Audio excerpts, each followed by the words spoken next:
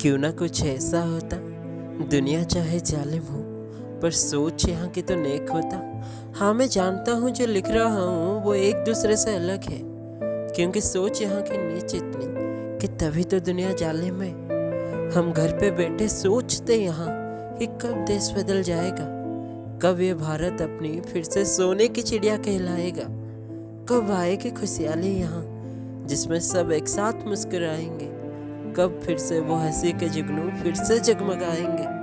आज बस सोचते सोचते शाम हुई और फिर से होगी सवेरा। सोच वही और जगह भी वही, ना है सोच की कोई और चेहरा। फिर इसी सोच के बीच में आज एक अनोखी ही बात हो गई। कुछ समय के लिए मेरे आंखें यूं ही लग गई। सपना आया कुछ ऐसी कि मैं एक घने अंधेरे गुफा में रो रहे हैं कई लड़कियां याद करके कुछ दस्ताने।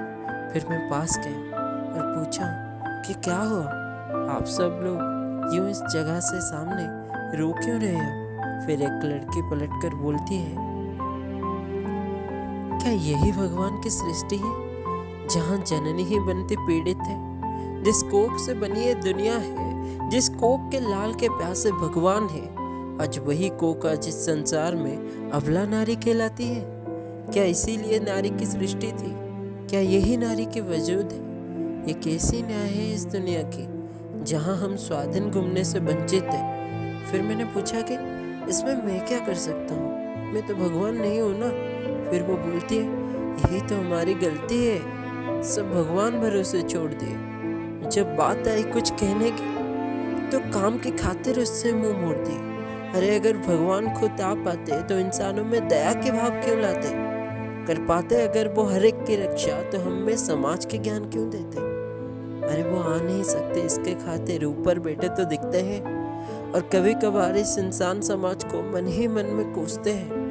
हाँ, मैं जानती हूँ तुम भगवान नहीं पर उनके रचित एक अंश तो हो। माना तुम में वो साहस नहीं पर इंसानियत की भावना तो रखते हो। क्या तुम बदल नहीं सकते एक इंसान को। फिर देखना एक से एक जुड़ जाएगा, और जब ऐसे ही दुनिया जुड़ते रहे फिर से ये देश जगमगाएगा।